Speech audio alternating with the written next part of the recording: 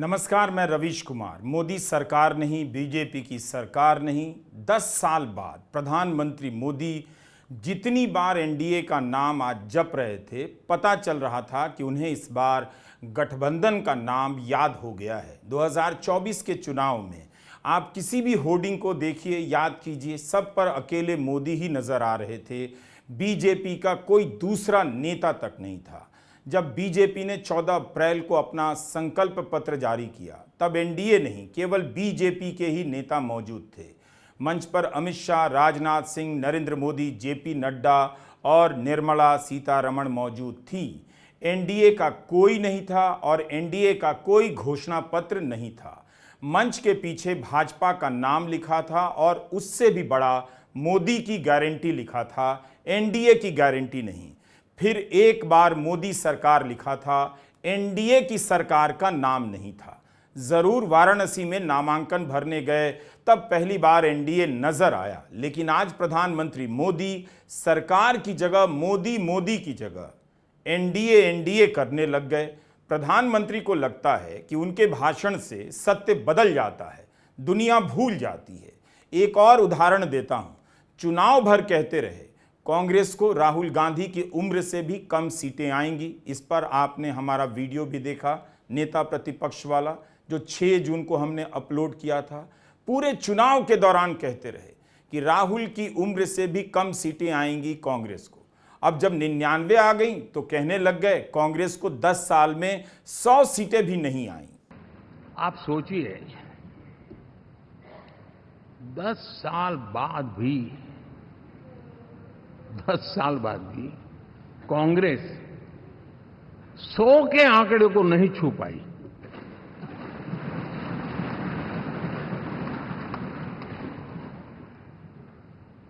और अगर मैं 14, 19 और 24 तीन चुनावों को जोड़ करके कहूं, कांग्रेस के 3 चुनाव जोड़ूं, तो इन 3 चुनावों में जितनी सीटें मिली है उससे ज्यादा हमें इस चुनाव में मिली है।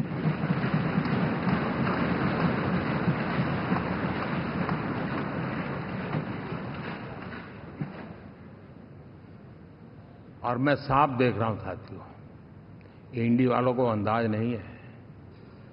वे धीरे धीरे पहले तो डूब रहे थे, अब तेज गति से ये गर्त में जाने वाले हैं।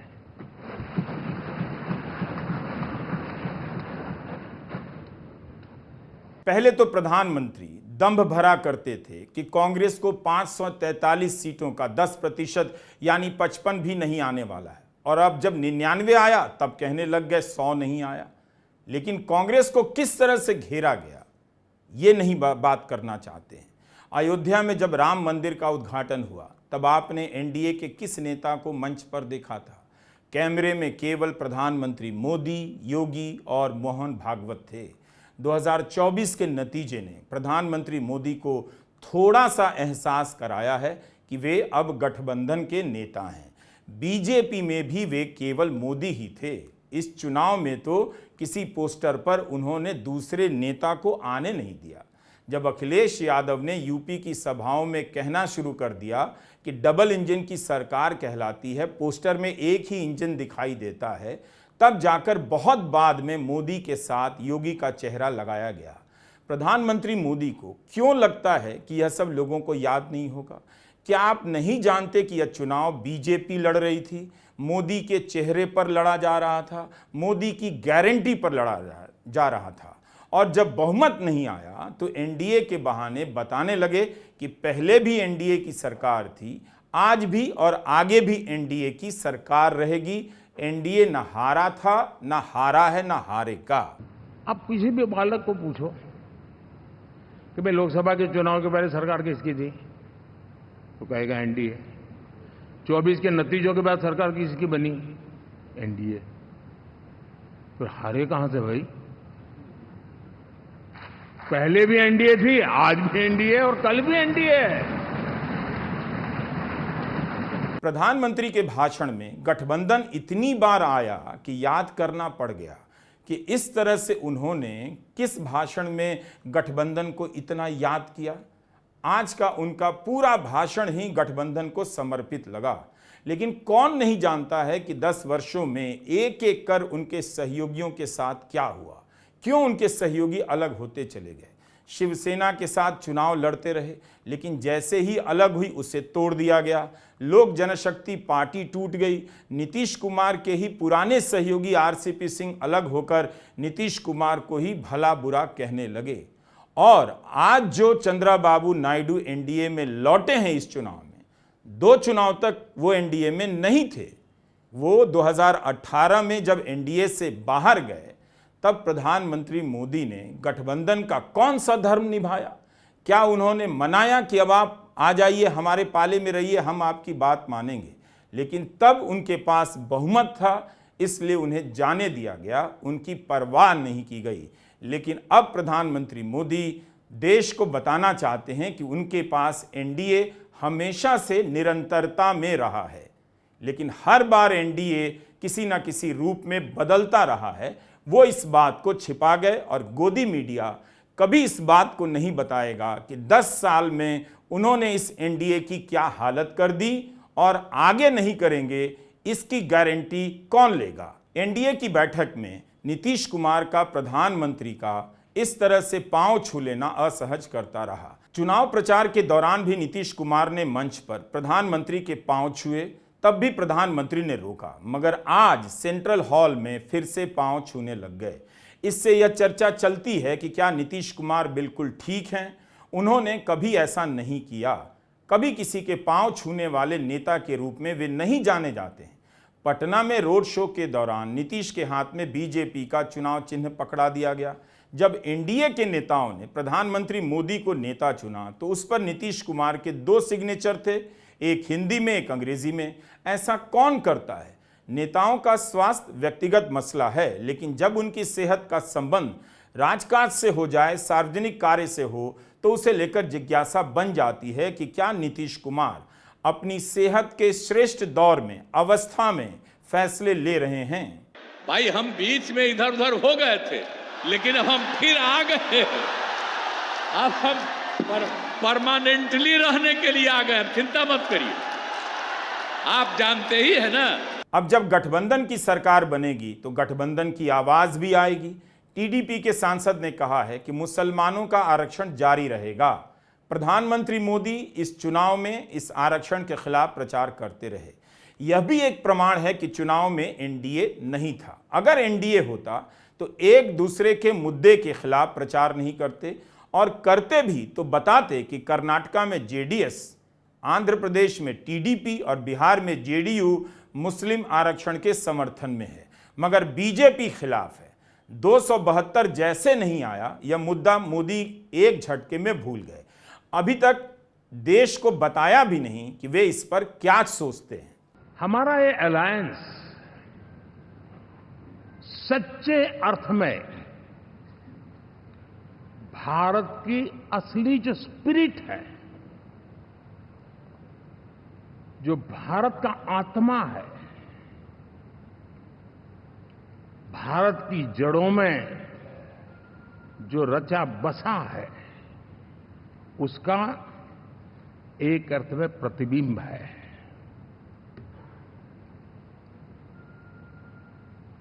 और मैं इसलिए कह रहा हूं कि थोड़ी नजर करें, हमारे देश में 10 ऐसे राज्य जहां हमारे आदिवासी बंधुओं की संख्या प्रभावी रूप से है, निर्णायक रूप से है,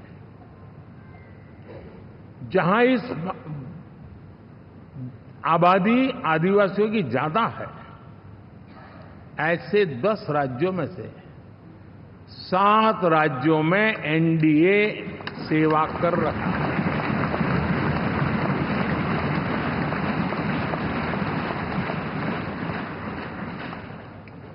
साथियों, हम सर्वपंथ संभाव के हमारे संविधान को समर्पित है, और देश में चाहे हमारा गोवा हो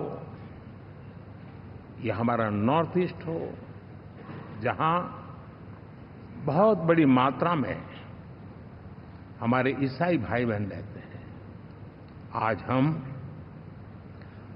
उन राज्यों में भी एनडीए के रूप में सेवा का अवसर हमें मिला हुआ है। आप खुद तय कीजिए कि उन्होंने किसका नाम लिया और किस धर्म का नाम छोड़ दिया, लेकिन अच्छा है सर्वधर्म समभाव याद आया। बस वे धर्म की जगह सर्वपंथ समभाव का जिक्र कर रहे थे। इससे पता चलता है कि इन बातों से कितनी चिढ़ होगी। सर्वधर्म समभाव सभी जानते हैं, बच्चा भी जानता है, लेकिन प्रधानमंत्री ने वो नहीं कहा, सर्वपंथ समभाव कहा। यही गठबंधन की ताकत है कि आप वो नहीं बोल पाते जो बोलना चाहते हैं, बस दाएं बाएं होकर वही बोलना पड़ता है। प्रधानमंत्री लगता है कि काफी कुछ भूल गए हैं या समझते हैं कि जनता को याद नहीं। कह रहे हैं प्री पोल अलायंस हिंदुस्तान की राजनीति के इतिहास में इतना सफल कभी नहीं हुआ जितना एनडीए हुआ है। इस देश में इतने गठबंधन बने, उनकी सरकारें बनी हैं। प्रधानमंत्री अपने प्रचार में गठबंधन की राजनीति का मजाक उड़ाया करते थे और आज इसकी खूबियों का इतिहास बता रहे हैं। एनडीए को करीब करीब 3 दशक हो चुके हैं।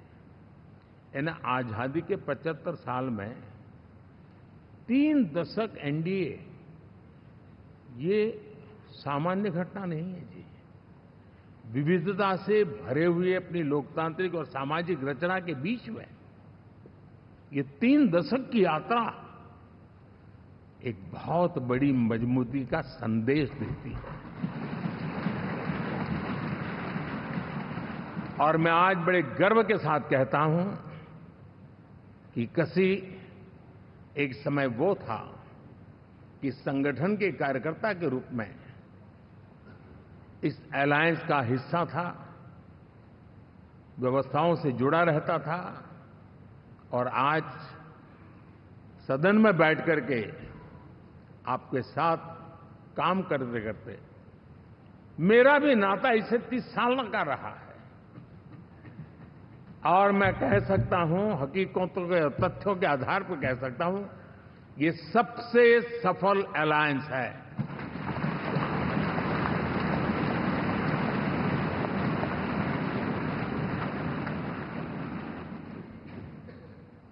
हम गर्व से कह सकते हैं कि 5 साल का टर्म होता है। इस अलायंस ने 30 साल में से 5-5 साल के 3 टर्म सफलतापूर्वक पार किए हैं और अलायंस 4थे टर्म में एंटर कर रहा है। बंगाल से नाता, पंजाब से नाता आपने सुना, इससे नाता उससे नाता सुन लिया, अब तो अलायंस से भी नाता निकल आया है। सत्ता के लिए किसी से भी नाता निकल आता है। 10 साल में राज्यपालों के जरिए राज्य सरकारों के काम में हस्तक्षेप किया गया। सुप्रीम कोर्ट की अनेक टिप्पणियां हैं। राज्यपालों के जरिए सरकारें गिराई गईं और विधानसभा के पास कानूनों को रोका गया। आज प्रधानमंत्री रीजनल एस्पिरेशंस की बात कर रहे थे। साथियों, एनडीए में, और मैं अगर विस्तार से कहूं तो सदन में किसी भी दल का कोई भी जनप्रतिनिधि होगा, मेरे लिए सब बराबर है।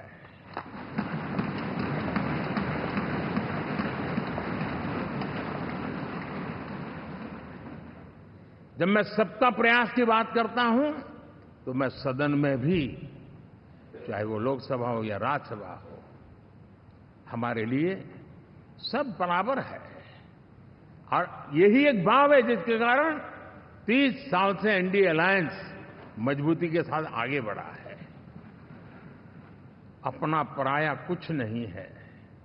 सबको गले लगाने में हमें कभी कोई कमी नहीं रखी है। उसी का परिणाम है कि जनता का विश्वास भी जीत पाते हैं। साथियों,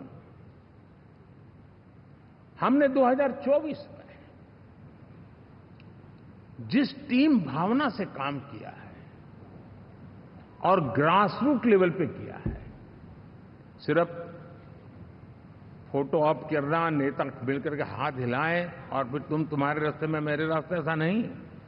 ग्रास रूट लेवल तक सबने मिल करके ये जो काम किया है और उसी ने हमें ऑर्गेनिक अलायंस का सामर्थ्य दिया है।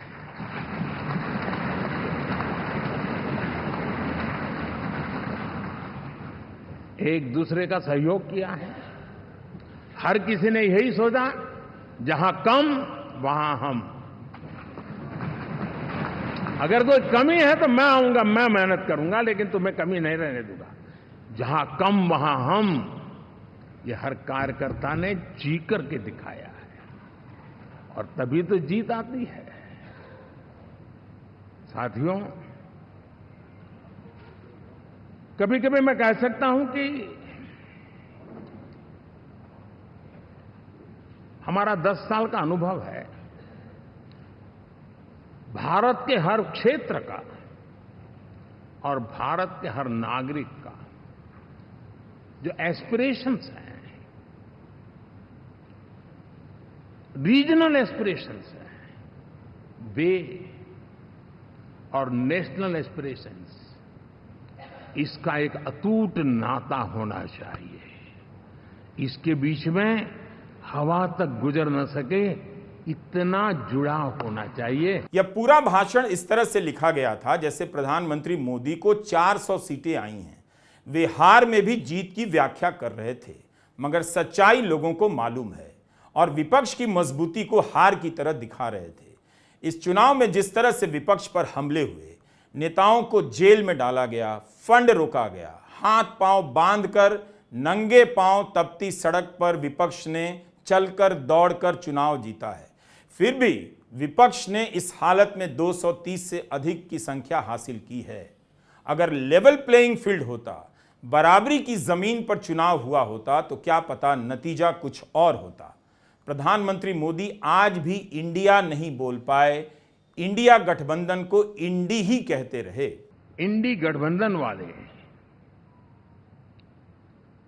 जब ईवीएम का विरोध करते हैं तो मैं सिर्फ एक चुनाव के रूप में नहीं देख रहा। मैं मानता हूं ये लोग मन से पिछली शताब्दी के सोच वाले लोग हैं।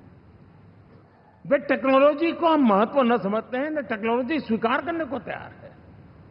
और ये सिर्फ ईवीएम में दिखाई दिया, ऐसा नहीं, यूपीआई में दिखाया। जब हमने कहा कि हिंदुस्तान के लोग डिजिटल ट्रांजैक्शन करेंगे, फिनटेक की दुनिया में आज हिंदुस्तान का नाम हो गया, मानने को तैयार नहीं। आधार आज देश की एक पहचान बना है। मैं तो देख रहा हूं कि मुझे कई देश कहते हैं कि हमें आधार की पद्धति से आगे बढ़ना है, आप कैसे मदद कर सकते हैं। उस आधार को रोकने के लिए सुप्रीम कोर्ट में बार बार जाकर के परेशानियां पैदा की। यानी मूलतः ये प्रगति के विरोधी, आधुनिकता के विरोधी, टेक्नोलॉजी के विरोधी इंडी अलायंस। आप देखिए, चुनाव के समय मैंने पहली बार देखा, शायद हर तीसरे दिन इलेक्शन कमीशन के काम में रुकावट आए, इसके लिए सुप्रीम कोर्ट के दरवाजे खटखटाए गए, भांति की एप्लीकेशन, और एक ही टोली थी। और लोकतंत्र के प्रति जिनका भरोभार अविश्वास है, ऐसे लोग सुप्रीम कोर्ट का उपयोग करते हुए कैसे रुकावट डाले, इसका निरंतर प्रयास करते रहे। और चुनाव आयोग की ताकत का एक बड़ा हिस्सा अदालतों में, इस पीक आवर्स में, चुनाव के पीक आवर्स में, यानी कितनी निराशा लेकर के ये लोग मैदान में आए थे कि उन्होंने पूरा हमला उसी इंस्टीट्यूट पे लगा दो ताकि चुनाव के कोई भी परिणाम आए, हम दुनिया के सामने भारत को भी बदनाम कर लें। ये षड्यंत्र का हिस्सा था दोस्तों, और कभी भी देश उनको माफ नहीं करेगा। साफ है, उनके भाषणों को सुनने के बाद यही लगा, कुछ भी बदलाव नहीं है। कोर्ट जाने को, चुनाव जाने को प्रधानमंत्री अगर षड्यंत्र कहते हैं तो अजीब बात है। पता चलता है कि सिर्फ संविधान की किताब उठाकर माथा टेक लेने से संविधान का आदर नहीं होता। संविधान का आदर तो आप तब करते हैं जब इसकी संस्थाओं को जो भूमिका दी गई है उसे याद दिलाने के लिए उसके दरवाजे पर खड़े होते हैं। प्रधानमंत्री का यह भाषण गठबंधन गठबंधन तो कर रहा था, मगर गठबंधन की उदारता नजर नहीं आई।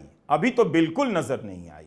अपने गठबंधन की तारीफ करते रहे, लेकिन विपक्ष के गठबंधन के प्रति उनकी नफरत झलक रही थी। इसके बाद भी कह रहे थे कि वे जीत पचाना जानते हैं, जीतने के बाद शांत रहे। इतनी बड़ी उदारता कम से कम भाषणों में ही मिल जाए तो गोदी मीडिया के लिए अच्छी कॉपी बन जाती है। आखिर उनकी हेडलाइन इन्हीं सब से तो बनती है। वो कहाँ याद दिलाएंगे जो हमने आपको याद दिलाने की कोशिश की। नमस्कार, मैं रवीश कुमार।